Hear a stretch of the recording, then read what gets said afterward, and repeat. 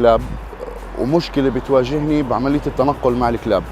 المفروض سيارتنا بتنقلنا، ولكن لما تكون السيارة مع زوجتي ولا تاكسي بيرضى انه ينقل كلابنا، نتيجة انه ممكن يخاف، ممكن يقرف. فالدكتور منذر يعني يحل لنا هاي المشكلة من جذورها. أنا عندي كلبتي، مش دايما بقدر أطلع فيها بسيارتي لأنه سيارتي بتنشغل، والتاكسيات بصراحة برفضوا إنه يطلعوا كلاب، فهذا التاكسي كتير أفادني، بقدر أنقله وين ما بدي وبحطه بالتاكسي براحتي وما بيغلبني، وراح يفيد كتير ناس.